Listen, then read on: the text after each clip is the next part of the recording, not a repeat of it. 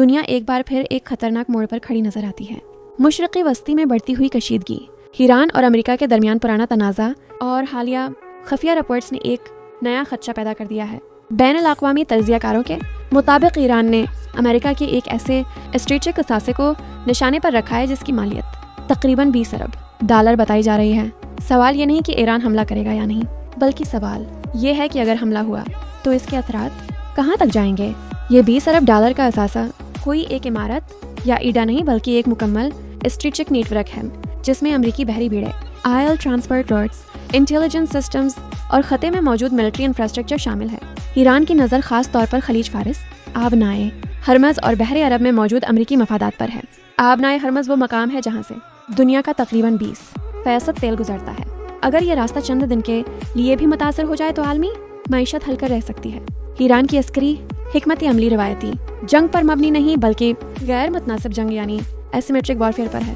Iran जानता है कि वो अमेरिका का बराही रास्त मुकाबला नहीं कर सकता, इसलिए उसकी ताकत दरज झेल हथियारों में है। ईरान के पास हजारों की तादाद में बैलिस्टिक और क्रूज मिसाइल हैं, जिनमें फातेह, शहाब और खुरमशार जैसे मिसाइल शामिल हैं। ये मिसाइल अमेरिकी बहरी जहाज़ों, एयर बेसेस और रेडार सिस्टम्स को निशाना बनाने की सलाहियत रखते हैं। दूसरा बड़ा हथियार ड्रोन वारफेयर है। ईरान के कमिकाज़े ड्रोन्स कम लागत, तवील रेंज और इंतहाई तबाहकुन साबित हो चुके हैं, जैसा कि हम माजी में सऊदी तंसीबात पर हमलों में देख चुके हैं। तीसरी और सबसे खतरनाक ताकत ईरान के प्रॉक्सी ग्रुप्स हैं। हिजबुल्लाह लुबनान में, हौसी बागी यमन में और मुख्तलिफ मलेशियाज इराक और शाम में मौजूद हैं।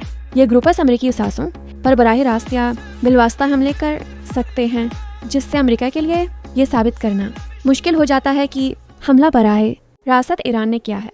अब सवाल ये पैदा होता है कि वो 20 अरब डॉलर का उसासा आखिर है क्या? अस्करी माहिरीन के मुताबिक ये दरअसल अमेरिकी कैरियर स्ट्राइक ग्रुप्स, तेल की सप्लाई लाइन्स और रीजनल कमांड इंफ्रास्ट्रक्चर का मजमुआ है। एक जदीद अमेरिकी एयरक्राफ्ट कैरियर ही तकरीबन 13 अरब डॉलर का होता है, जबकि उसके साथ मौजूद जहाज, तैयारे और सिस्टम्स मिलाकर कीमत 20 अरब डॉलर से भी तजावुज कर जाती है। अगर ईरान किसी एक बड़े अमेरिकी बहरी असासे को नुकसान पहुंचाने में कामयाब हो जाता है तो ये न सिर्फ अस्करी बल्कि नफसियाती और माशी जंग भी होगी।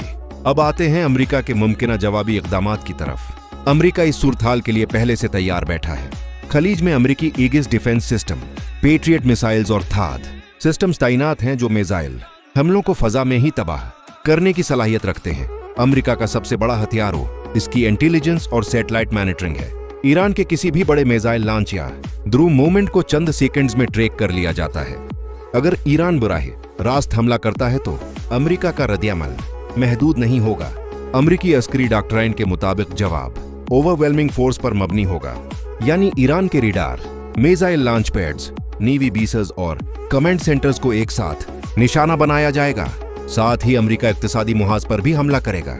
ईरान की पहले से कमजोर मईशत मजीद सख्त पाबंदियों, तेल की बरामदात पर मुकम्मल पाबंदी और बैंकिंग सिस्टम की बंदिश का सामना करेगी।